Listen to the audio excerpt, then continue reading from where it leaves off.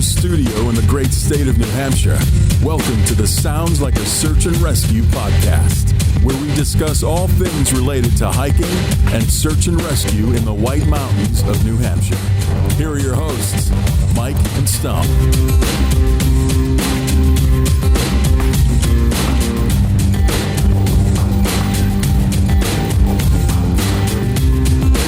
Hello. Hello.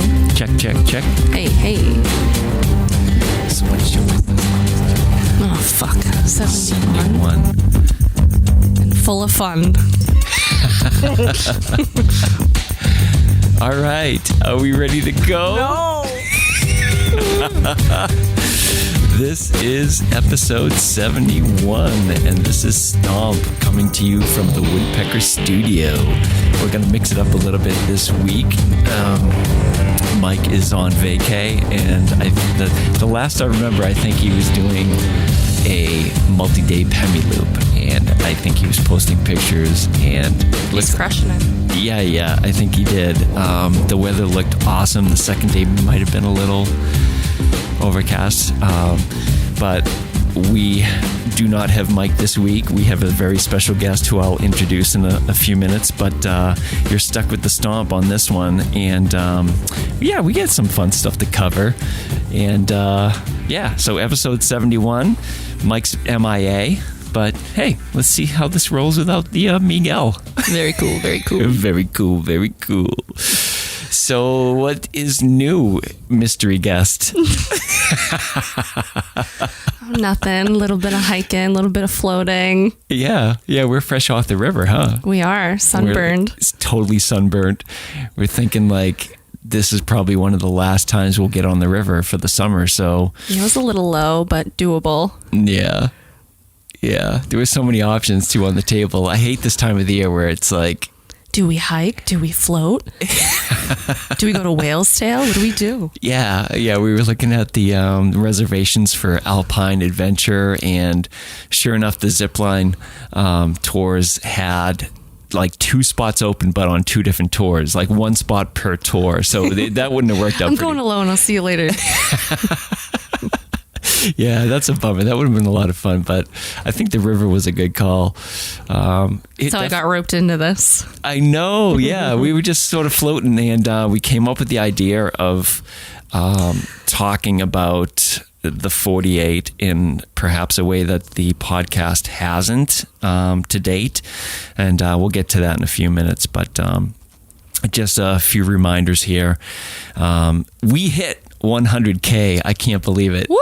Today's what, the 14th? Is today the 14th? Okay. Yeah, so it's August 14th, and we hit 100K last night at like 10 o'clock at night, and it's hilarious. I mean, we were trying to, Mike and myself and others were trying to calculate when we would hit 100K, and we were trying to book the Rek-lis thing for around that time frame, and sure enough, Murphy's Law, it's like it's totally opposite of what we thought, so it's way early, but that's fine. I mean, we only have like 2 weeks or so before the September 11th celebration. Yeah, the celebration at Rek-lis, which is really shaping up to be a great time. So Sunday, September 11th, at the Pint House at Rek-lis, which is just this beautiful building behind the Prime Bar and Brewery. And we're going to have a huge crowd from what I can gather. Is there going to be a DJ in the house? Very well could be. I don't know. I got to warm up the people with some tasty beats. Stomp machine. Yeah, so the show will start at 5, and there may be some tasty beats beforehand. We'll see. Tasty beats, okay. Never heard that before? Tasty beats. Yeah, tasty beats. And some good brews and this and that. So, 5 o'clock, September 11th. Most people will be in the region doing the September 11th hike for Flags on the 48. And if you guys aren't aware of that, you can go to flagsonthe48.com and register. Registration's open for each of the 48 peaks. And from 12 till 2 o'clock, people fly a flag in remembrance of the victims of 9/11. And it's been going on, last year was the 20th anniversary, wasn't it? Yeah, so this is the 21st year. Epic. It's a great time. It's super cool. So it gives you enough time to get over to Rek-lis after and rehydrate with some good brews and some tasty beats. And meet Mike and Stomp. Right. And perhaps our mystery guest. And everyone stare at Mike very intensely because he's very nervous about it. Yeah, right. He should be fine because he emceed a high school talent show. Oh, right. He's ready to go. Just a few more reminders. We have the Skyline fastest known time attempt by Larson, which is coming up on August 27th, and that's Saturday morning. Larson's starting sharp at 6 a.m. If anybody wants to come out and hang, that'll be great. And then halfway through the day, we'll touch base with him again at the junction of Livermore Road and the Greeley Ponds Trail, where he'll refresh and then finish the rest of it. So that's going to be a great time. See if you can make it to that. And yeah. He's crushing it, huh? Oh my God, yeah. Yeah, he is. I mean, that whole crew is still going nuts out there doing everything. Steve Mason's been a little quiet on the radar. We got to touch base with him, see how he's doing. But everybody's out there doing their thing. And yeah, I'm excited about that. So EMS will be out there. Waterville will be out supporting us as well. And again, thank you to EMS for supporting Larson and Travis with gear. Like they provided new running shoes for these guys, shirts, hats, stickers, bandanas. Super, super cool. That's awesome. Yeah, it's amazing. I'm psyched about it. Let's dive into some White Mountains history, shall we? Yeah, I have a teeny little history thing here if you're interested. Of course. Usually Mike does this stuff, but the other day I was at the Lost River Campground, which is near the Waternomy B-18 bomber crash site. And, that's right up in Woodstock, North Woodstock area on Route 118. And they had this really cool thing that was attached on their little, this little blackboard. And if I can find my glasses so I can actually... They're on your head, honey. Oh. There we go. There we go. I can read this to you. So... instead of just droning on about this, I'm going to read this brief story. So this would be a dramatic reading by Stomp, and hopefully it won't bore you to death, but I thought it was fascinating. So here is the story. It's about a page long, and I'm just going to zip through it. So B-18 bomber on January 15th, 1942, a little over a month after Pearl Harbor, the Littleton Courier ran this headline: 2 killed, 5 injured in bomber crash on Mount Moosilauke. Last night, explosions heard in Lincoln, North Woodstock. The article went on to read, 2 men were killed and 5 narrowly missed death when a bomber, described as a Douglas B-18, crashed on Mount Moosilauke between North Woodstock and Warren last night. It was reported that the big plane was loaded with 4 bombs, 3 of which exploded to shake the countryside for miles around. Working feverishly all night, a crew of more than 50 volunteer searchers, including experienced woodsmen rounded up by the Parker Young Company at Lincoln, U.S. Forest Service Rangers, and members of the state police, made this morning a dramatic rescue of 5 of the 7 crewmen and rushed them to the Lincoln Hospital. The B-18 bomber crash site on Mount Waternomy, a subpeak on the east side of Mount Moosilauke, is just one of several plane catastrophes in the White Mountains that I've learned about over the past year. And there are 3 other well-publicized plane crashes that have occurred in the White Mountains since the 1950s. Pretty amazing, right? Wow. So it goes on. I'll just continue. So here's the story. Flying a northwesterly course, the wind picked up, the temperature dropped, and ice began forming on the wings. With ice buildup growing and airspeed dropping, the plane became hard to handle, and Lieutenant Benvenuto dropped to 3,800 feet. By doing so, he then was put on a collision course with Mount Roturnamy. Shearing off treetops, the bomber smashed into the mountain and pancaked its way through the deep snow.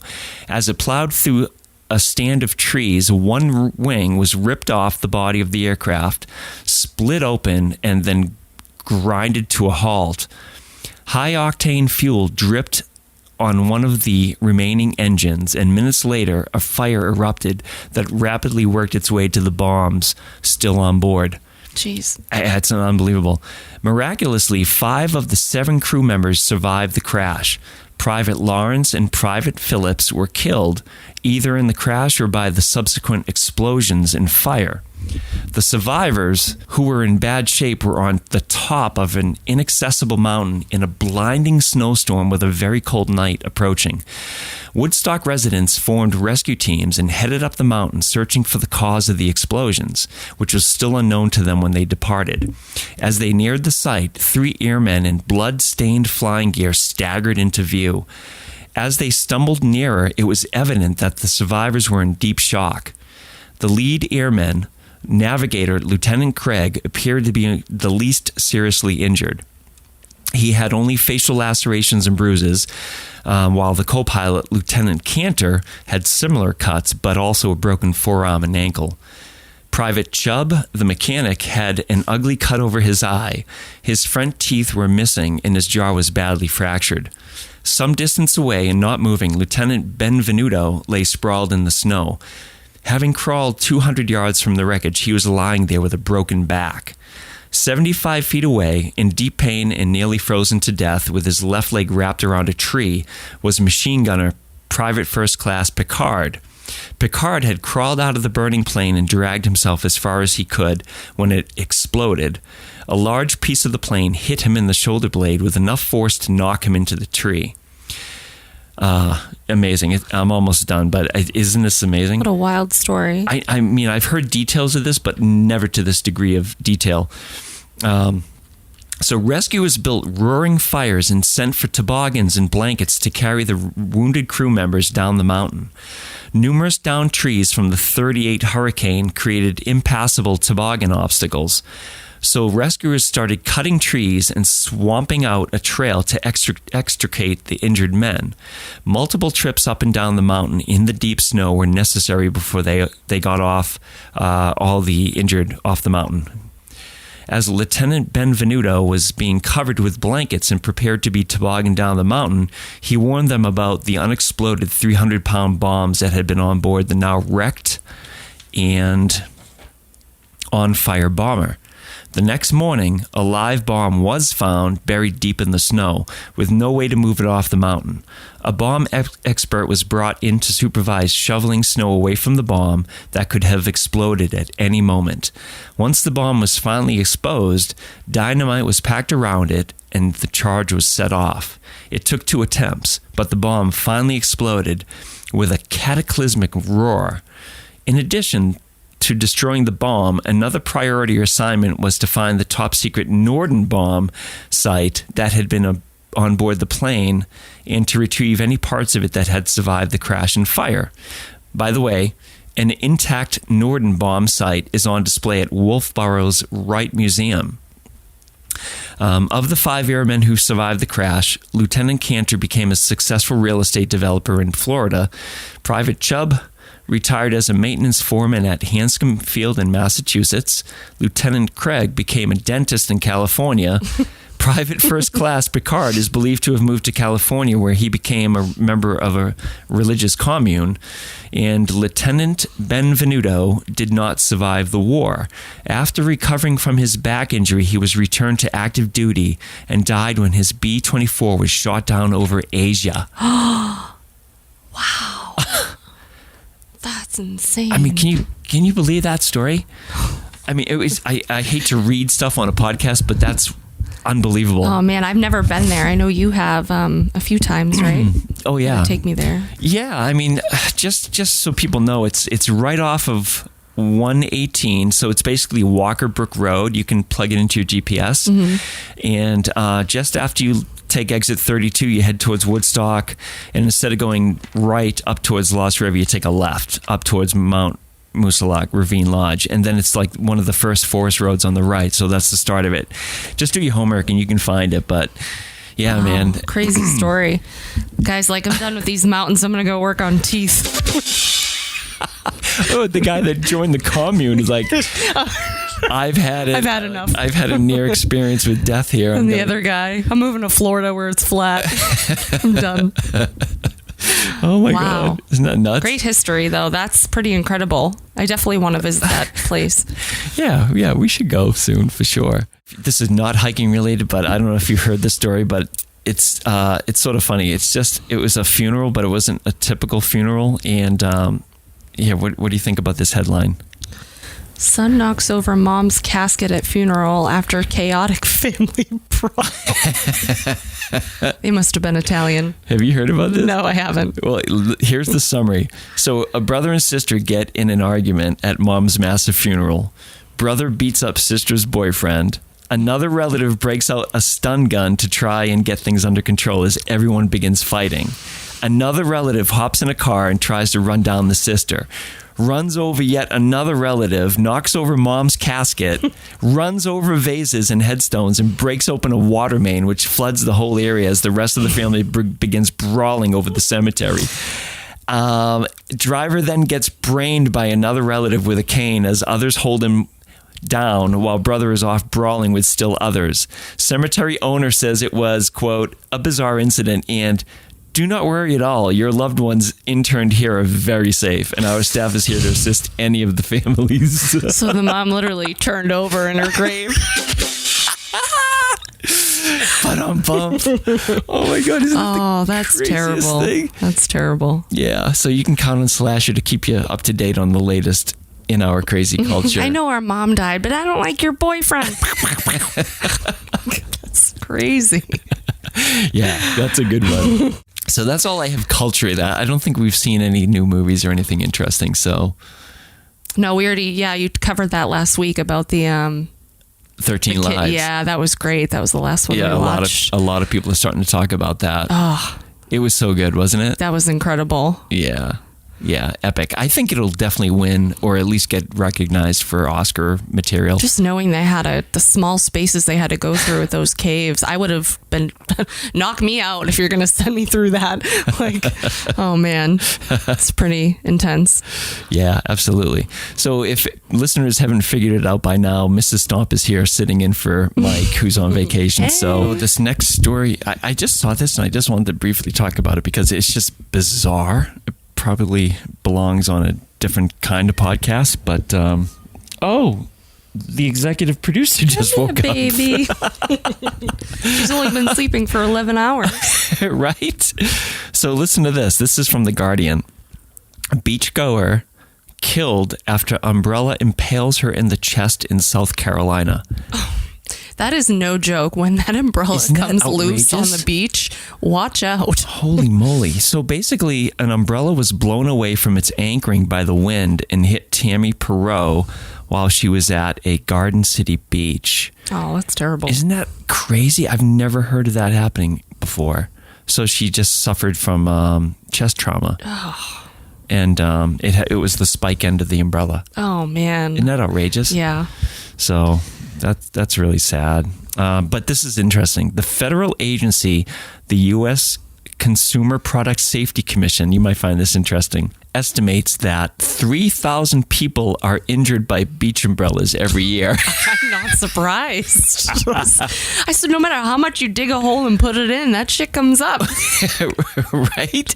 But 3,000. Like, we should ban beach umbrellas because, we can't, you got to save everybody's life. This is worth addressing. Absolutely. I'm going to write my senator and see if we can ban beach umbrellas.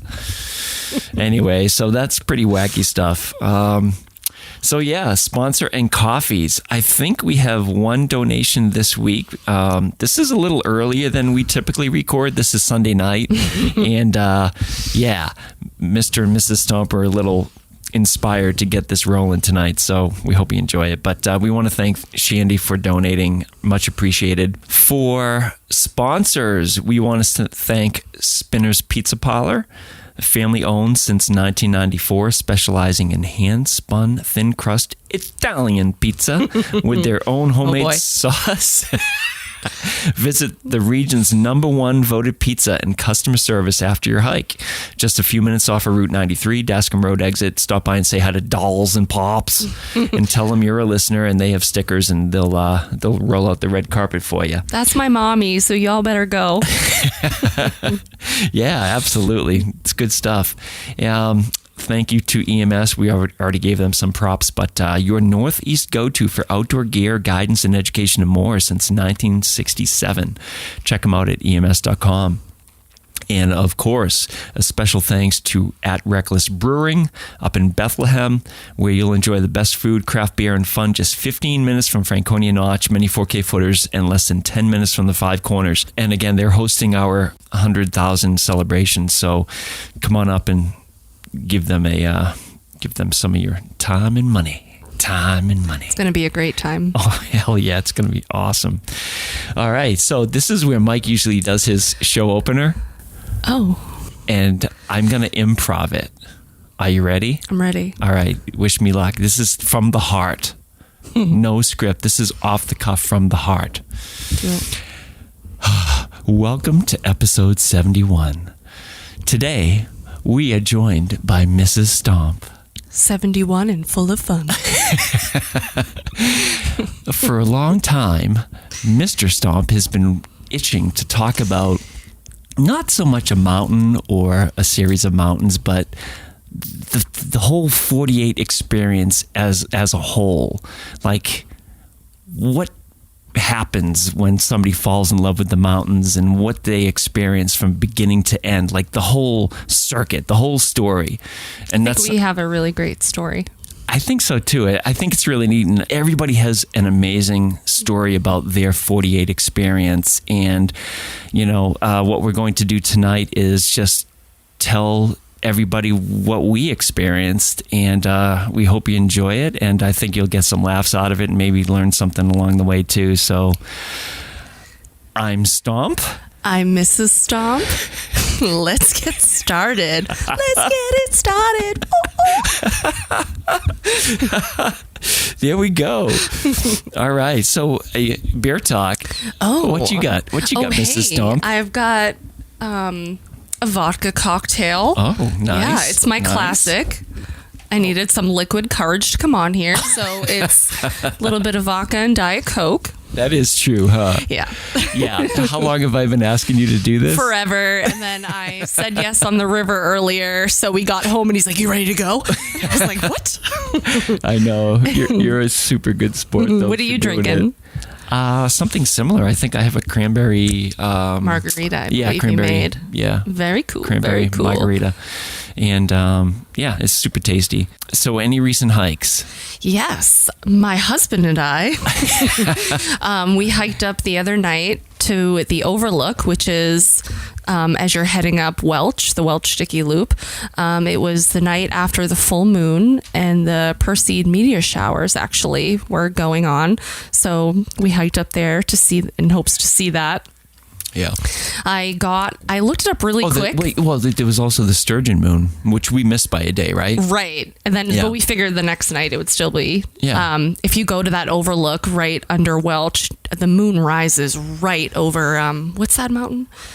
Action or something. That is next to Sandwich Mountain. It rises Sandwich right Stone up there. and Yeah. Action Ridge. Yeah, beautiful spot. So I had looked it up real quick online that day, and I don't know where I read it said the moon was rising at 7:38. So we both get home from work. I'm like, we gotta go. So we haul ass up there, like 45 minutes, get up there.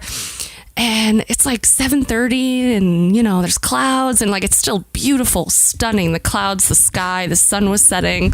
But no moon. I'm not sure where the moon was. So then I look it up on my phone and I was like, oops, it's actually 8:38, not 7:38. My bad. So we waited an extra hour and but it got better and better and better. It was just the incredible. Clouds cleared above us, and for whatever reason, it had to be like after 9 o'clock, and you could see the glow of the moon coming up over in between Black Mountain and Algonquin, like where it generally comes up for us, right? Just a little too cloudy. Yeah. We probably would have been there till like 10 or 11 before it popped out of the clouds. But yeah, tell everybody what happened after that. It was so cool. We're like, all right, we can't see the moon. Let's lay back and look for these meteor showers. And I think you saw a couple. I saw a couple. I didn't see any. So then it was still beautiful, So we hiked on down with our headlamps. And then we had your truck waiting at the trailhead. So we just climb in the back of your truck. And we're just laying there looking up. All of a sudden, we see this insane meteor fly through the sky like a ball of fire for like a solid 4 seconds. It was like it was. We didn't have to hike. We could have just laid in the back of your truck and watched it. Now we know. Now we know we can do that. But what's amazing, it's like it was gorgeous. The art of meteor shower watching. It's is literally like a Zen Buddhist type of art. You have to concentrate and focus as long as you possibly can. And then usually see it in your peripheral, shooting across the sky. Yeah, 90% of the time. Peaceful. Yeah, 90% of the time it's off on the side of your vision. But that one that we saw before we left was mind-blowing. I could not believe that. That was super cool. So that was our hike. We've been trying to get out a little more. We've just been like 2 ships in the night, just busy and whatever else. Yeah, but we have to make it a point because it's super healthy for us. And oh, yeah.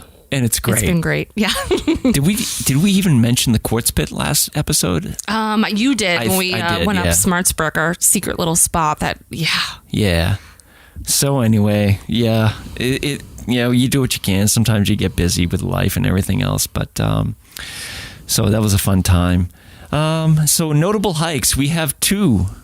We have one with the speed, which is AKA Shandy, who did Frankenstein Cliffs. And then, I hear growling cats in the background. Sorry, everybody. Was that the Arethusa? Arethusa. It's near Arethusa. Loop? You know, you come up over Crawford Notch, and you've got the rail tracks and the big cliffs right there. Yeah. I've been wanting you to do that with you. I think there's a whole loop there, and it takes you down to Arethusa Falls, I believe. Okay, yeah, I think you're right. Frankenstein Cliffs is pretty awesome. Yeah. You did that once, and that was another time where I almost called Fish and Game because I thought you were lost. We no service. We took a while. It happens. Yeah. So the first time was with Susie while you were doing Rocky Branch, and then the second time was that hike with my friend Melissa. Yeah. We just took our time, Oh man. 4-mile hike took like 10 hours. We were just chilling. That's awesome. But it's a pretty cool loop. Yeah. The second one is Full Strength Coffee did Tom Field and Willie, and this brings him up to 30 out of 48. So congratulations to both of you. And do you have a preference out of these 2 notable hikes? Is there a winner in your mind, or are they both pretty cool? They're both pretty cool, but Frankenstein definitely is pretty badass. We all get a trophy in this round, right? Everyone wins. Everybody wins, yeah. So that's what we have, donations. And just a reminder, people can donate. They don't have to donate to us, but they can certainly donate to New Hampshire Outdoor Council. Donations to us go to the website and the podcast hosting. It does add up over time. And every time we have a guest, it's like $40 a pop. It's crazy. So anything helps, but certainly keep the volunteer teams in mind. SLASR's hiking topic of the week. topic of the week. Are you ready? I'm ready. All right. So again, we're going to cover our experience with the 4,000 footers, and it could have been the Adirondacks. I don't think it matters what we hiked. I think it was just the experience, how we fell into it, and how it ended, and just everything we learned along the way. And I guess I'll start just briefly. I've been hiking since I was 13. I was throwing big rocks of quartz in my stepdad's backpack, doing Mount Chikora and stuff like that. And then, life got crazy. I had kids and everything else, and, college, and you sort of fall away from it. And in 2009, I went through a divorce, and then I went through a phase where I was just like murder hiking myself, like killing myself with hiking, doing like 30, 40, 50 mile hikes, and just like trying to distract myself. And that was like roughly 2009, 2010, if I remember correctly. And then we met in 2010. And that's where hiking, I put hiking away. I just put it away in the shelf. Like, it was on the shelf, and I forgot all about it because we fell madly in love. And I'm still madly in love. We met at a bar. Do you want to tell them that story? I was with a bunch of girlfriends, and we were at the Peddler's Daughter in Haverhill. Shout out to them. Yeah. And it was for my friend's birthday. We all wanted to do a bunch of shots. Yeah. So one of them went to the bar to get the shots, and you were a very nice guy to help carry the shots back. And then we were like, take our picture. Yeah. And you took our picture. Then you sat next to me, and I had a BlackBerry at the time. Yeah. So then you slid into my BlackBerry BBMs and fell instantly in love. What was my handle? PD Bud. PD Bud. Peddler's Daughter Bud. PD Bud. So funny. But so that's 2010. And then fast forward to 2013. We got married 2013. We eloped at the Mount Washington Hotel. Yeah, that was pretty cool. And we did not see Caroline Stickney, the ghost. We did not see her. After a few drinks, I thought I had, but I didn't, I guess. We got to go in that room, though. Remember? There was they were cleaning her room, the haunted room. And I remember after a couple of drinks, we're just bouncing around. And I remember that room being open, and I walked in. Yeah. And I was like, can I look in here? I was just talking to the guys on the crew about that. Like, they confirmed it again, that is the hotel that Stephen King was inspired to make The Shining based off of. I thought it was a different hotel. Me too. But that's awesome. Which is really interesting, because the stories about Caroline Stickney, her ghost apparently will sit at the edge of your bed looking away from you. Stop this. Yeah, while you're sleeping, and then you wake up and you see her sitting looking away from you. Like, I'm that's upset with that. Yeah, that's pretty creepy.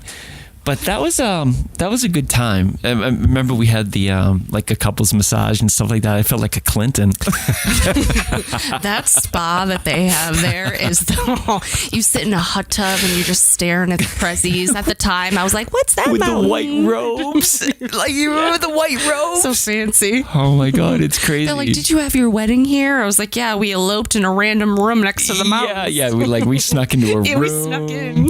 It was epic. I mean, yeah. But it was super cool, and we had family that whole weekend and stuff like that. But I guess the point is, but by the time we made it to 2013, like everybody on Earth, every couple on Earth, we started having tensions and troubles in our marriage. Yep, I remember you went to law school. Yeah. So that was 3.5 years. It was very rough. Yeah. And you had graduated law school in 2014. Yeah. So we decided to go up to one of our favorite spots in Jackson, Eagle Mountain House, just to have a night away, celebrate your graduation, and just get away. I think that we were... Yeah, break away from the whole routine. Yeah. We were having some trouble in our marriage. We were both searching for something, I feel like.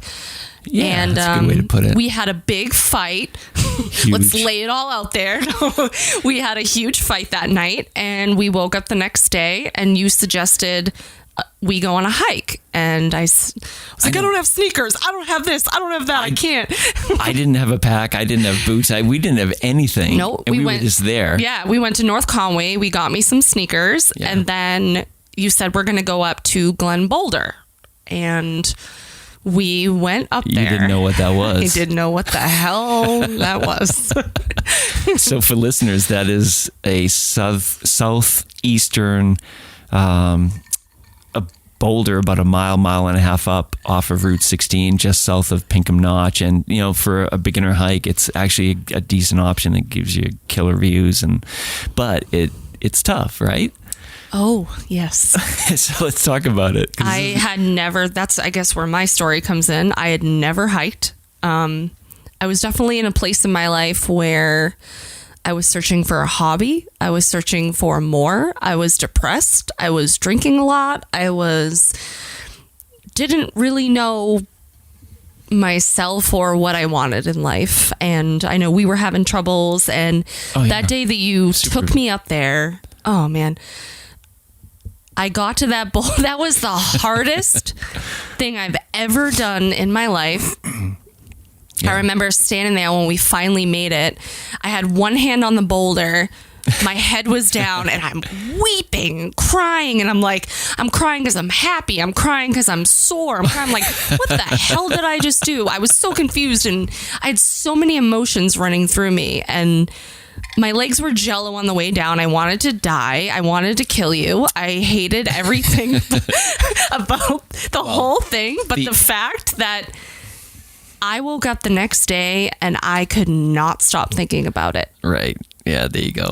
And I don't think you expected that. I think you were like, oh, she's never going to want to do this. No, I thought it was going to be like, there was a time when I took my younger girls up to Mount Washington and Lucy was the littlest. I think she was 6 at the time.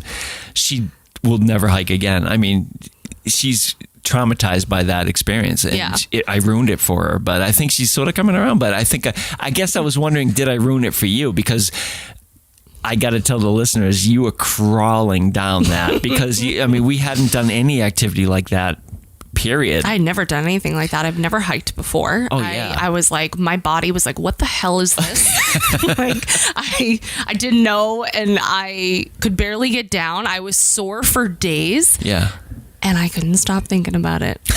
Days passed and I'm at work and working at Spinner's Pizza, best family pizza in Andover. Yeah. And I was just traumatized by what we just did, and I couldn't stop thinking about it. And then I start researching and I started looking up online 48, and I was like, I gotta do more of this. What is this? Yeah. And you were with the right person because I can show you, right? Absolutely. So it sort of sparked it in me again. Holy moly, that's just what I needed. That's where this all started. Yeah, because I was in the desert too. Oh my God, I forgot how great hiking is and how beautiful it is and just how fulfilling it is. It's so fulfilling and spiritual, and I can't even explain that feeling on Glen Boulder that day. That was it. I was like, this is it, It's just. And recently I asked people on Instagram, what was the moment that you had, when you fell in love or became addicted to this thing, this treasure that we all have here. Yeah. So that's awesome. So what happened after that? I think pretty much we started hiking almost every weekend after that, right? My first 4,000 footer was Jackson. Oh God, the we did it with your daughter, and it was shortly after, I think, our Glen Boulder trip, a week or two after. Yeah. And then we just started from there. Every weekend that we had, we would go up north, and hike whatever we could. I was researching everything in the history behind the 48, and I never experienced anything like that. You did your homework. Yeah. That's something that I was so impressed with you, because you would pretty much pick the hike that you wanted to do next. And you and I had decided that, let's finish the 48. I was already sort of halfway into it. And honestly, up until Glen Boulder, I had convinced myself that this is unobtainable for me. I'm too old now. I'm too busy. I'm never going to get these mountains done. So I had convinced myself that I was never going to finish it. And then when that happened, it just changed everything. so funny thinking about like early gear. Like I didn't have anything. I think I got like my boots at Target, like these black hiking boots I thought, and I would borrow, cheap I had stuff. like a high school backpack, and like I was wearing your father-in-law's jacket. So like the first pictures of our like several like dozen hikes, I'm just like in this like cotton sweatshirts and like Walmart Target boots or whatever. Well, that's the other part of it too, because we were both, like, I had the basics down pat. I wasn't doing search and rescue at the time. You know, going back to 2009, 2010, I was making big mistakes as a hiker. I was going out on like Zealand traverses without headlamps and just doing stupid stuff because I just didn't know. Yeah. Like I was always hiking all my life, but I just didn't know the minutia about how to be safe out there. So you and I started figuring that out really fast. And Glen Boulder was summerish, sort of summer fallish, if I remember correctly. Yep. The first time we did a hike, a wintry hike, was Tom, Field, and Willie. Right. And I remember, like I said, we were not really prepared. No, I remember not at it was all. like 6 a.m. and we weren't sure if we were going to go. And I remember sitting in the It's bathroom freaky. crying. It was because sleet. I was like, I'm scared. You're like, what are you scared of? And I'm like, of the snow and hiking, but I want to go. That's why I'm crying. Like, so we ended up going, and that's when we met Susie. I remember that now. Yeah. Yeah, Susie Marks. Yeah, she talked about that just recently, how she met us up there, and then she continued on, and we were nervous about her because like it's getting dark. Yeah. Like she was a newbie too. I don't have a headlamp. It's fine. Yeah, so that was pretty interesting. Yeah. You know, we posted a video a couple days ago that everybody may have seen by now, but it was a birthday gift that I put together of all of the photographs from our 48 adventure, and it goes in progression. It was really neat. So it starts every hike straight through in order to like a Coldplay song, which is cool. But if people saw that, you can see sort of our cheeseball gear and our unpreparedness. Our progression. Yeah, it's super cool. That Coldplay song really means a lot to me. I remember the first time I hiked Mount Washington, and the mornings boy. we were getting up really early and That was our driving record. to New Hampshire. I remember that Coldplay album came out. Yeah. And we would play that album on the way up north. So that Up and Up song by Up and Up. Coldplay. I remember that was the Magic. first song on the way up to hike Washington. And then when we finished Washington, we played that in the car, and that song, it just floods me with those memories of that day. Yeah. It's just the best song. For sure. It's really So awesome. let's talk about that. So we started, hail was, and Tomfield Willie was like sleet, winter. We really didn't know what the hell we were doing. And by the way, I had never done winter hiking up until you and I started hiking together. So it was a new learning curve for both of us. So I think we had tried to do Mount Washington once. We're driving down the Cog Road and it just looked terrible, and we bailed out. Wasn't ready. And we did Mount Jackson or something else. Eisenhower, I believe. It was like my 30th birthday. Yeah. And Okay. And then the second time we tried Mount Washington, it was like the big enchilada, and we had the spikes, we had the winter gear, but it was not a great day. You gotta it talk ended about up being that. like the best day of my life, but Yeah. it was not. We got to the Lake of the Clouds. I was freezing. Which was closed. It was closed. We didn't know couldn't about the even go dungeon. inside. I was freezing. You couldn't even see Mount Monroe Exactly. from right there. You put hand warmers. You gave me toe warmers. You just said, do you want to keep going? I said, okay, maybe a little bit. And then I saw that sign. There was a sign right after you leave the Lake of the Clouds. Yeah. And it says Mount Washington. I forget how much further it is. I think it's less than a mile from there or Something like something. that, yeah. Something happened inside of me when I saw that sign, was scary. and I got this like summit fever, and I just was like, boom, we're going. And I remember we got to the sign, and I just hugged the sign and bawled my eyes out. It was so incredible. I've never been prouder of myself. I've never felt more accomplished. It was just, and it's amazing going up There's there nobody else in the up there, winter too. when no one else is up there and you don't have to wait in line at the sign Nobody. to get your picture. Like, that was such an incredible day. Yeah. That really was. Well, we talk, Mike and I talk about the group dynamics and like the responsibility of somebody that sort of knows what they're doing. And that was a really stressful day for me because I think we got to the point at the hut where we were both Probably should have inexperienced. turned around. No, but we couldn't. I did not feel safe going back down because Ammonoosuc was glare ice. We didn't even have... we had the micro spikes, but not those deep hill sounds. Yeah. And that's why I think we were like... It looks sketchy, and I will say you played it off so well. Like, when I hear you talk about these hikes and you're like, oh shit, I was so scared that day, or like, I thought we were gonna whatever, and I was like, oh my god, really?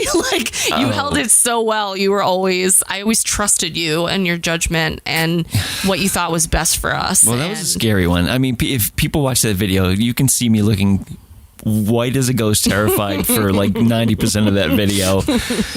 Yeah, that was a tough day for me because it was a hard call. Like, I do not want to go back down that glare ice because we'll get injured. Or do we want to walk into a whiteout? And it was Remember like a we got really to the tough summit call. And for about a minute, everything cleared. Oh, yeah. That was perfect. Yeah, and then back down Jewel. So that was sort of the beginning of the winter. And then from there, we started doing like night hikes with our crew of, like Susie and Alvaro and all these other folks. So we started getting a little more adventurous. Wow. Bond Cliff comes to mind. Yeah. I remember oh man, Bond Cliff. What a spiritual friggin' experience. Yeah. I remember you,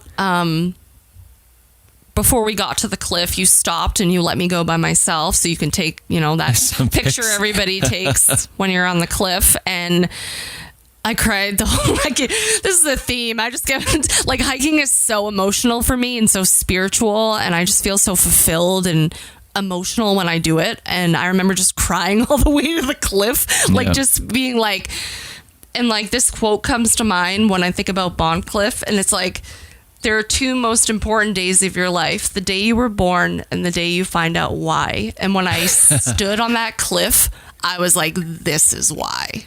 This is it for me. This is just why I'm here. Gives me so much purpose and joy and happiness. And this is like my church. It's incredible. So absolutely. Yeah. Bond Cliff really did that for me. Mm-hmm. That was like the it moment for me of, wow, this is just the best thing I've ever experienced. So do you have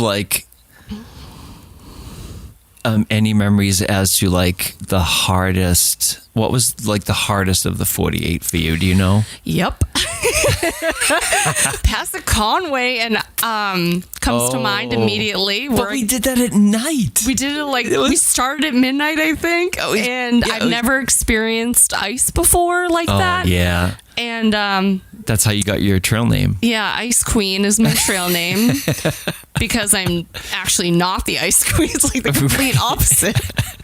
But that was actually terrifying. If people have done past the Conway, that summit cone is a vertical ice skating rink. It's awful. And coming down again, we did not have hill sounds. I think it was just micro spikes. Yeah, I think that was very, very mentally challenging for me.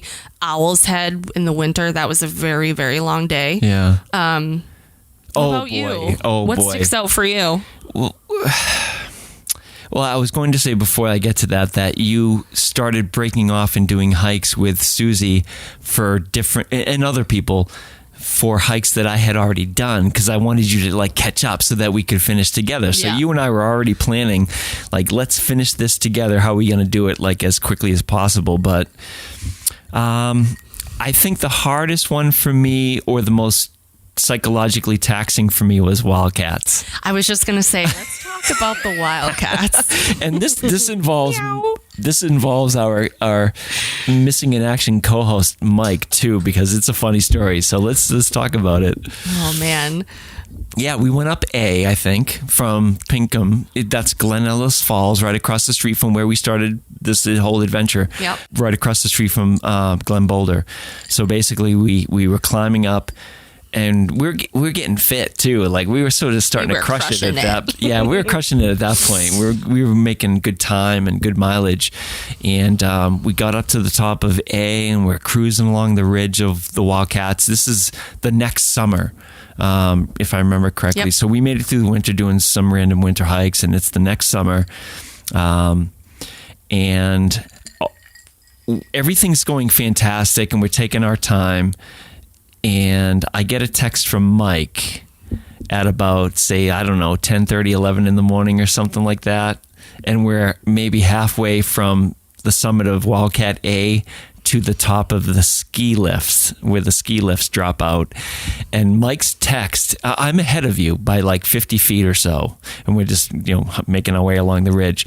And Mike's text says, big storm coming. Take shelter, that type of thing. And in my mind, I'm like, holy shit. And I look to my left and through the trees, and I'm seeing like the clouds of Mordor, like Lord of the Rings Mordor, coming our way up and over Mount Washington. I want to say Mike was on maybe North Tri-Pyramid or somewhere in the Sandwich Range, but he was getting hit by it when he sent me that text. And he's like, dude, you got to get ready for this. So all I remember is I was like, what's going on? And I'm like, oh, those clouds don't look nice. And then I look over and you're grabbing them boards and like all, I'm like, what is he doing? What's happening? Yeah, but even before that, you said that you read my body language. You knew something was up, but you knew I was being coy about it. It's the same situation like with Mount Washington. I was trying to be quiet about it, but I just didn't want to freak you out. You know but me I was so well. panicking. Inside, I'm like, oh my God, we are in so much trouble because like this giant thunderstorm is coming. So you and I make it to the top of Wildcat where the ski lift drops off and the ski hut. And do you want to tell them from your angle? Because it's funny. I don't know. They're like, we need to take shelter. And I'm looking around and there was I'm like, none. Where? There was where no would shelter. you like to go? Yeah, like we could have maybe, cowered under the little 8-foot diameter ski. Well, you crawled lift. under there to get anything you could. Remember, the you were ski getting, patrol hut. Yeah. Yeah, but that was like a little crawl space that would have been a nightmare. Yeah. Where did we end up? The door to... Well, there was the last resort. Open? Like, I'm dragging all these plywood, boards over to the ski patrol place to try to build a shelter. Like we're going to die. And we're looking behind us, and literally you see Mount Washington and just a black, like tornado black cloud coming our way. And we probably had, 15 minutes? It was coming fast.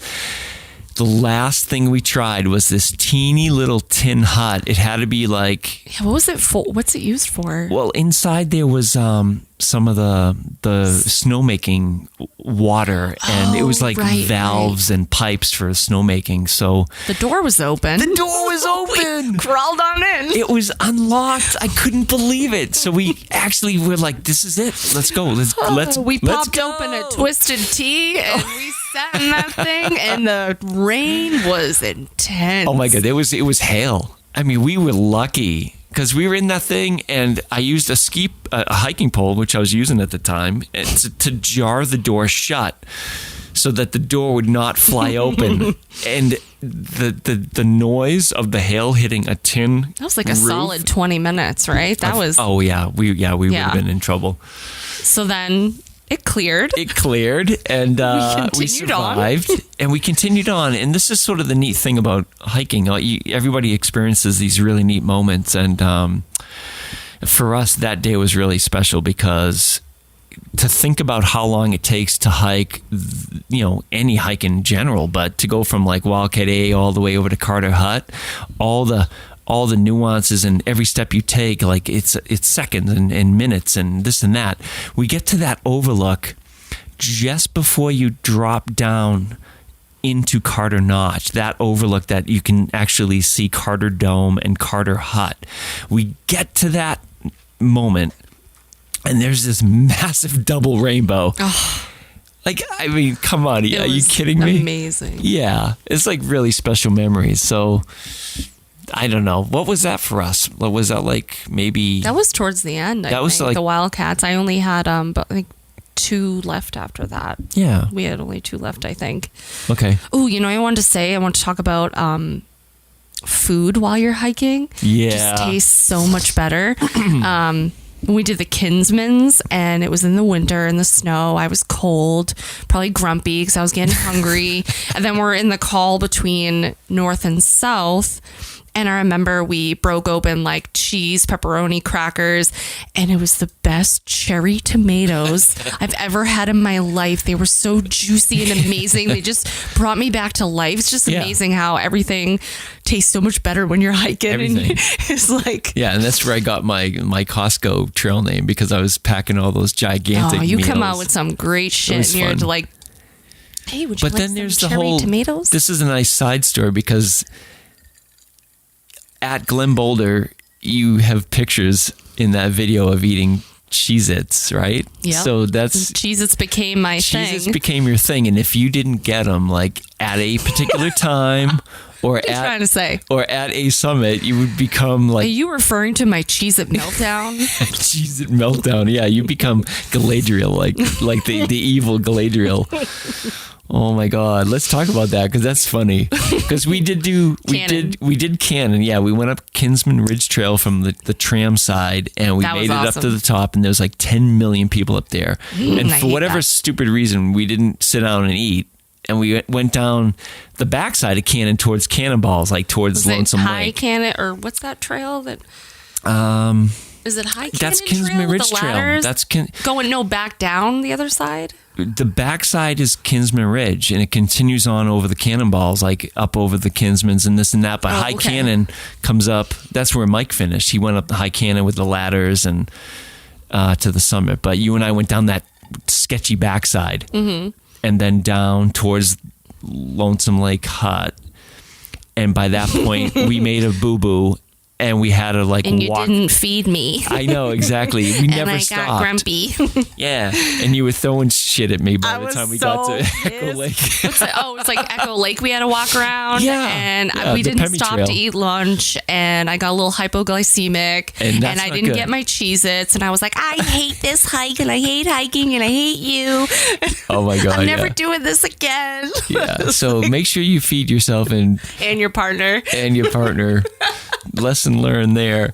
So it's good stuff. So our finish, our 4,000 footer finish. Yeah. We needed Cabot and Carrigain. Yep. And we decided to do both in the same day. Why did we do that? Just because we wanted to crazy. Because we just wanted to be like have. I think we just wanted an epic finish, and we're going to go do Cabot, and then we were going to go over, hike Carrigain, and sleep on top. Yeah. On the fire tower, which is not allowed. That was the plan. So let's talk about that. So we made it up to... The Cabot's are awesome. It's like, Unknown Pond is one of our favorite places, and that's north of Cabot. One time we camped at Unknown Pond, and we decided to bring a big blow-up float, and we decided to float Unknown Pond. So those poor people that that picture everyone takes at Unknown Pond, what's in the background? That might be the bulge of the horn. The horn or something. The picture everyone takes when they go to Unknown Pond. Oh, it's iconic. Well, if you ever were there that day, you have a picture of us on a damn float in the middle of the pond ruining our photo. So sorry about that. Big yellow. Oh, yeah. That thing was big crazy. Yellow float. We're like, we're going to float this pond. It's ruined everyone's photo that day. Yeah, crazy stuff. So we did Cabot, and then we came down. I think we hit a store to get like supplies, drinks, provisions, whatever. And then we headed over to Carrigain, and then in the same day. So we finished Cabot maybe midday, and just like let's do it. Let's just crank it out. I think we made it to the top of the spine of Signal Ridge by sunset. Yeah, it was pretty getting dark, but we made it. Yeah, we missed sunset on the tower, but we were so damn close. But hey, whatever. And for that night, it was like fall. It was fallish. It was cold for sure, but it was decent conditions. You were really cute. You had one of those cards they sell locally, and it was a little. I got it at Meave Myths. Oh, my hero! I got that at the Mountain Wanderer. He gave me a card when we were inside the tent. It was a Mount Carrigain card. Of course, I cried because that's what I do. So it was really sweet. It was cool. So sweet. Yeah. You're a sweetie, Stomp. Aw. Well, we broke all the rules too, but it's like there are a couple tent sites up there that people use, but we just plopped my dome up on top of the thing. And there was another couple there that was in a hammock, and I can't believe they slept in a hammock. That looked really uncomfortable. Yeah. So we finished the 48, and congratulations to you, because you crushed it. You pulled it off in under 2 years, and I think that's why we wanted to do those last two mountains together, because we were in a time crunch to get them in under 2 years. So that was it. Yeah, I couldn't have done it without you. It really helps when you have a partner. It's just, Yeah, absolutely. It was super cool. So much fun. And then we went to the AMC, Appalachian Mountain Club Awards dinner.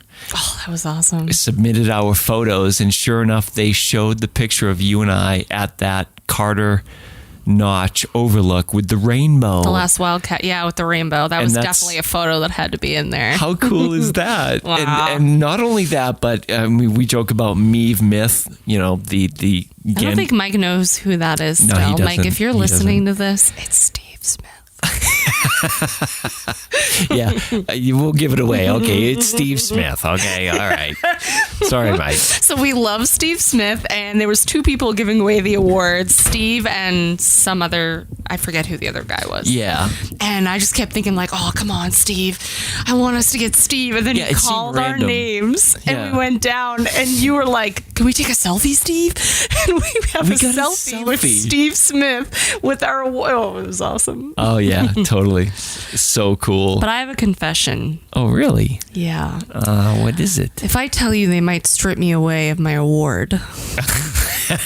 I found out in the last few years that I actually did not complete all of the 4,000 footers. Okay, continue. I don't think I went to the real summit of Cabot. I don't think anybody has, to be honest with you. That picture of that day when we did the Cabot and then finished in Carrigain, the furthest we went was that photo that you took of me with a view. Apparently the summit is another 100 yards or so. Yeah, I never went there. Yeah. That's so funny. They're gonna strip me from my title. Well, neither did I. So I actually bagged it well after the fact. I'm sorry, Steve Smith. I know, right? Yeah. So I need to go back at some point and finish that. Yeah, well.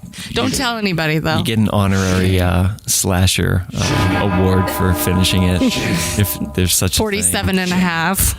Yeah. And then, after the award dinner, we just couldn't get quite enough of the mountains, and things seemed to work out for us that we saw a little doorway open that we could possibly get up here to the Whites to get closer to the mountains. Do you remember that time? I mean, what's your take on that whole thing? Because I have a whole experience as well. Terrified. Oh, man. I remember just coming up here every weekend, like we talked about hiking and stuff. And then I remember a conversation started about, could we live up here?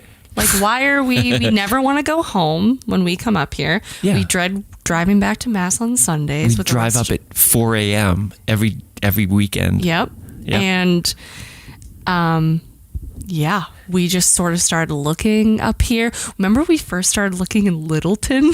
Yeah, Littleton. In the Littleton area? Yeah, we looked everywhere. There wasn't much, especially with cats. I mean, there was nothing for people with cats or pets. Right. And we know you're crazy about cats, though. That was a must. Yeah, right. But I was absolutely terrified. I didn't have a job coming up here. Yep. I remember we came up here in one car. My mom and my stepdad, my nephew moved us up here, and your parents helped. And that was a big I remember I got a job at the local bar called Woodpeckers. Yep. Yeah, the legendary Woodpeckers.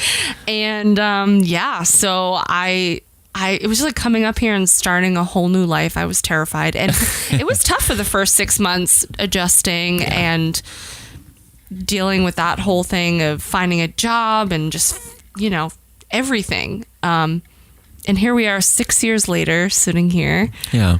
And I wouldn't trade this for anything. We still say to this day all the time, we really live here.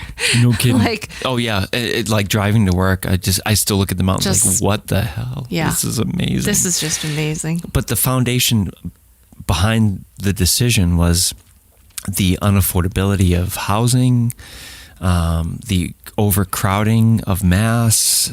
There were so many factors. You know, the girls were getting older, and they were just becoming young ladies that were living their own lives. So we just said, you know what, now's the time. And I think that beyond our personal journeys of hiking, it has really helped our marriage and brought us together, our friendship. Some of our best talks are coming down from mountains. Yeah. It's like the best time ever. Just hiking down a mountain. We're just shooting the shit. We're like super, our dopamine is like, woo!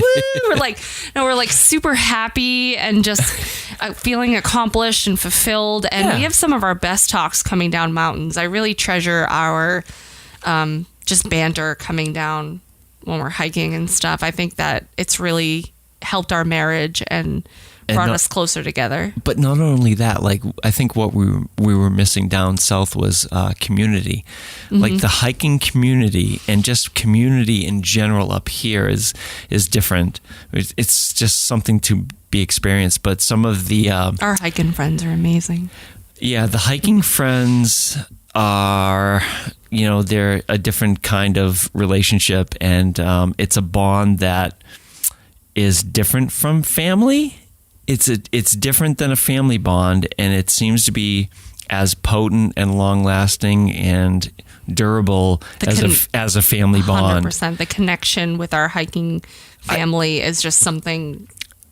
It's the strongest connection you can have with another person that isn't family. Yep. That's how it is. Definitely. Yeah. We love our hiking fam. For sure. It's like we've known them forever. And we met them online or it's like on top of a mountain, or it's an unconditional default commonality that we all share. We share this beautiful thing together. It's just awesome. It's neat. I love it. I love you guys. I love it. Getting all mushy. I love you. So I don't know. I hope this covered some good ground, and again, like, everybody has their own experience with these mountains and their own stories. You know, and we haven't hiked 4,000 footer in a bit. We're more into the more remote hikes now where people are not there. Yeah, like, I hike to get away from people, so all the 4,000 footers at the moment, I'm like, too many people. Yeah. So we've just been like laying low and local. It's just like all the amazing hikes in our backyard. We've been exploring like Waterville Valley and the Scour. I love that place. Welch Dickey we could do every freaking day. Oh my God. Absolutely. More remote stuff where there's fewer people. Yeah. For sure. So that's our story. Hope you enjoyed it. Any other last minute things here? Or that's about it, huh? That's it. If you guys want me to replace Mike, just write on in and let me know. I'm just kidding. I love you, Mike. Maybe we can start our own Stomp cast. It's the Stomps, the weekly Stomp cast. Oh boy, I don't know if people what are ready would we for talk that. about though? Like Lady Gaga, Our cats, Lady Gaga. What else? DJ music. Yeah, that'd be really interesting. Oh man, this has been fun though.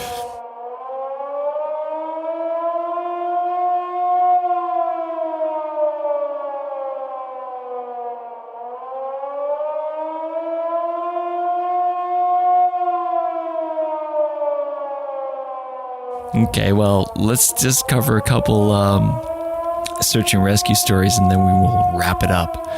So the first one here is a Canadian hiker is facing charges for shooting a bear. This is very interesting because he was attacked by a bear, and this is in Canada. It's a Canadian hiker. He faces several charges after shooting a black bear with a 20-gauge shotgun. What is he charged with? Let's see. Saturday, August 6th, two hikers came face to face with a black bear in Jasper National Park in eastern BC, British Columbia. The bear was only 30 meters away from the hikers when they encountered it on the popular Overlander Trail. One of the hikers fired off their 20-gauge shotgun to try to haze the bear away, but the Brewing, that's another name for a bear, Brewing. Yeah, the Bruins didn't retreat. The hiker fired again, this time hitting the bear, which rolled down a creek bank, killed the bear. That's actually really interesting. So the bear was coming their way, so the hikers are claiming self-defense. Let's see. The bear's condition is unknown, though blood was detected at the scene of the encounter. Does the bear have a lawyer? Yeah, right. Yeah, it's a good possibility. So they're looking for the bear. It's an injured bear, and they can become very aggressive, and hikers need to be very cautious if they come in contact with an injured animal. So the park is closed now until this is figured out. Very interesting. What's he being charged with, though? Oh, let's see.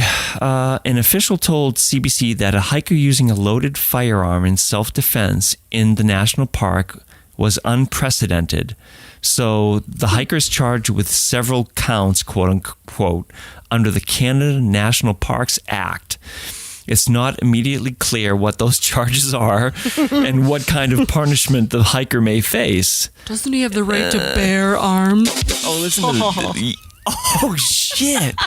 Oh, by the way, listeners have to know that people think I came up with a lot of these tick jokes, but this is the comic genius. I am Stomp's writer. Yeah, she's the writer. Sorry, everybody. That sets me up with a lot of these jokes, which may not be a good thing because there's like a love-hate relationship with these tick jokes. But no, you do. She's come up with the best jokes ever. I love dad jokes. And you've been gracious enough to let me just take credit for it along the way. But here's how this one ends. Parks Canada typically recommends that people traveling in bear country carry bear spray and know how to use it. And that means not like spraying it in your pants like I do and rubbing it on your face. all over your eyes and stuff. Yeah. So that's interesting story. So here's the second one. Tennessee hiker rescued from rising floodwater in Putnam County, Tennessee. A hiker was rescued from rising floodwater in Putnam County Wednesday afternoon, and this is Thursday, just last Thursday. Putnam County Rescue Squad responded to the Window Cliffs Natural Area to help the hiker. Members of the Putnam County Tactical Rope Rescue and Swiftwater team, assisted by members of Putnam County Fire Department, worked together to save this stranded guy that just got stuck in high water. And you look at these pictures and it's pretty friggin' scary. Yeah, it looks awful. Yeah, you see the rescuers trying to set up ropes to get across what we would say, like up here by the Pemi, when the Pemi is brown, you will drown. This looks pretty brown. This is high water, fast moving water. He was tired and wet, but was otherwise uninjured. He just couldn't get across this river. Oh, wow. Yeah. So it's, let's see. You still want a kayak? Oh, my God, yeah. Kayak, yeah, I love the kayak. Yeah, kayaking looks cool, but not in that craziness. No, we will not be going out in that. No, I hats off to people that can actually navigate that kind of water. I mean, that's insane.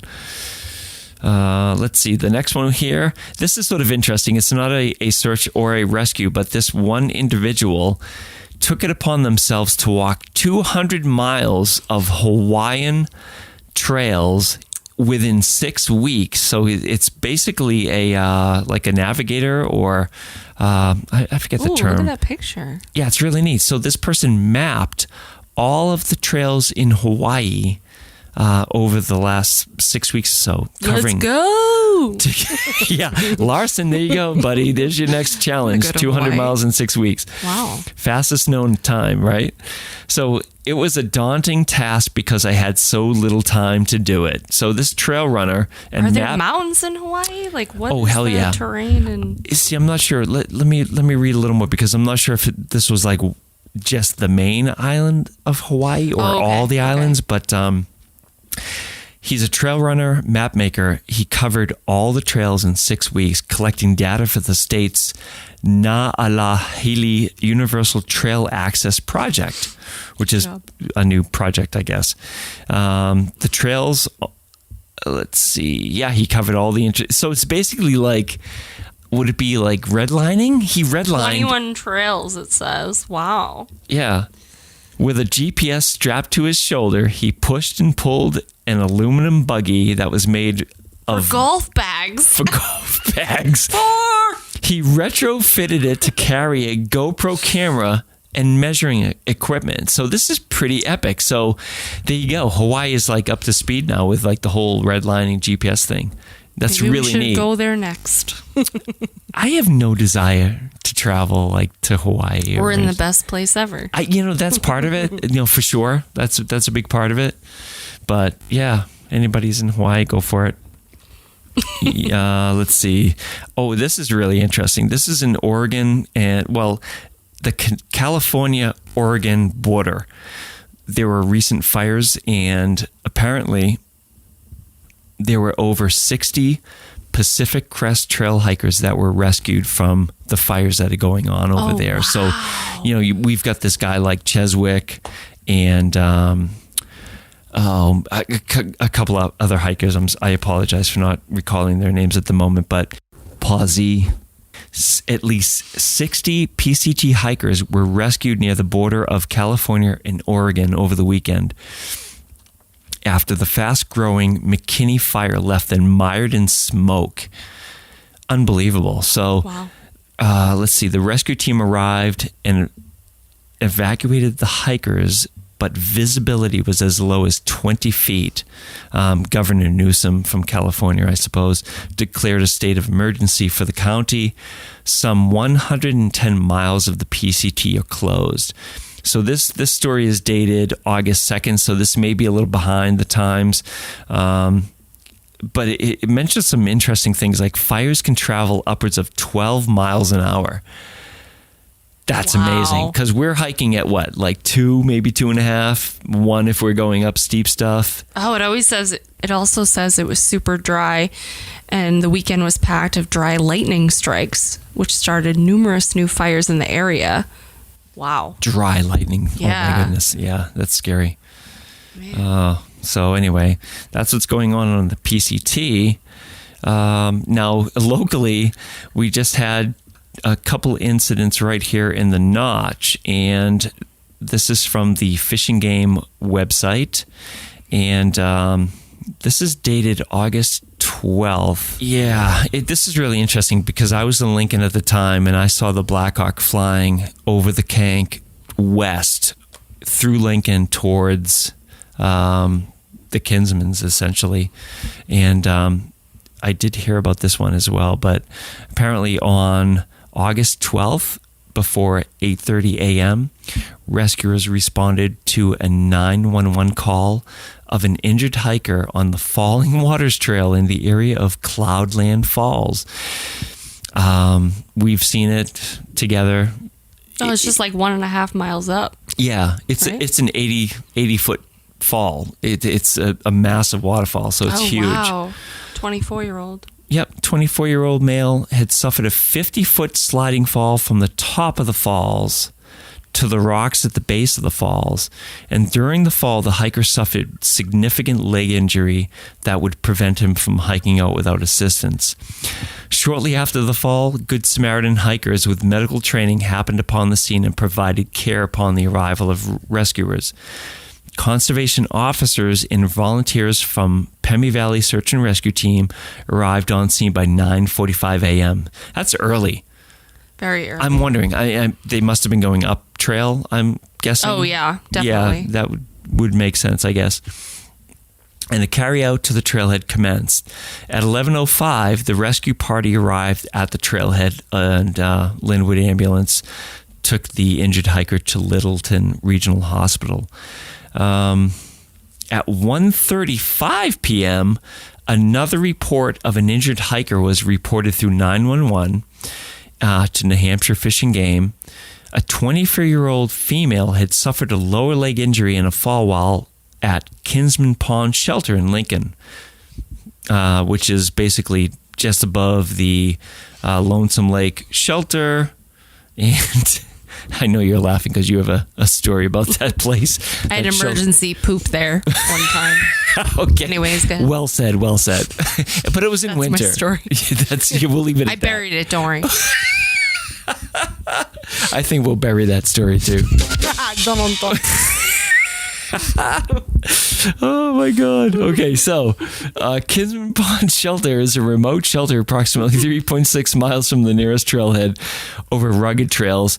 A call was placed to the New Hampshire Army National Guard, and essentially, long story short, they were able to extract this individual. Let's see, I think it was, they were about 4,000 feet. That shelter's way up there. It really is, yeah. I think it's only like another 200 feet or so up to that summit. Yep. Let's see. So by 3:20, a medic had been lowered to assess the situation.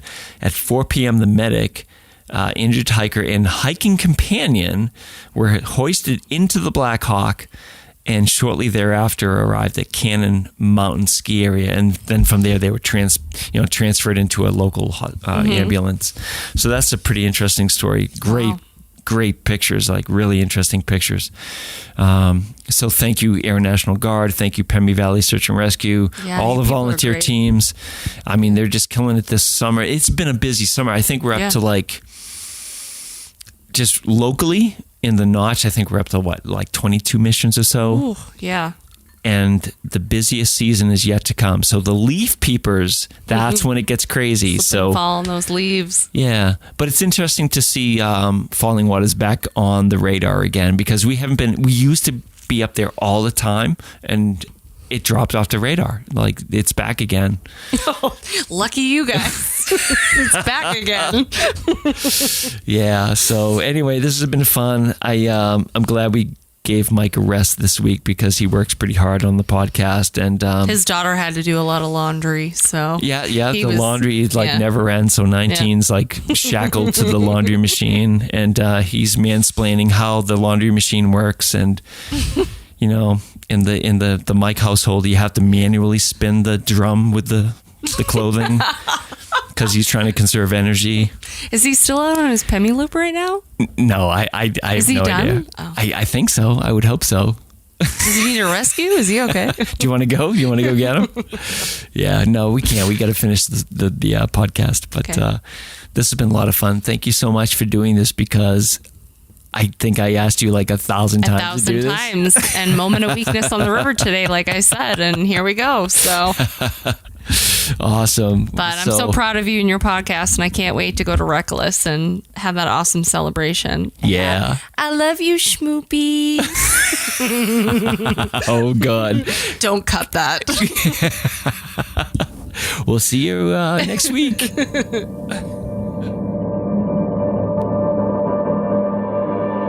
Thank you for listening.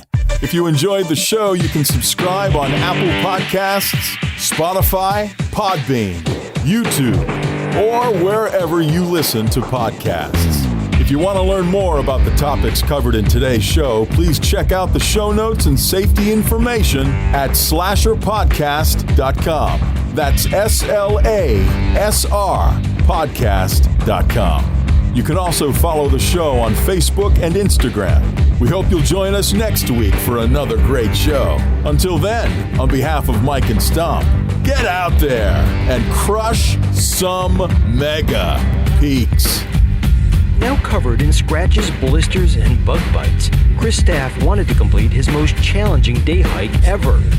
Fish and Game officers say the hiker from Florida activated an emergency beacon yesterday morning. He was hiking along the Appalachian Trail when the weather started to get worse. Officials say the snow was piled up to 3 feet in some spots, and there was a wind chill of -1 degree. And there's 3 words that describe this race. Do we all know what they are? Only one hill! Here's Lieutenant James Neeland, New Hampshire Fish and Game. Lieutenant, thanks for being with us today. Thanks for having me. What are some of the most common mistakes you see people make when they're heading out on the trails to hike here in New Hampshire? It seems to me the most common is being unprepared, and I think if they just simply visited hikesafe.com and got a list of the 10 essential items and had those in their packs, they probably would have no need to ever call us at all.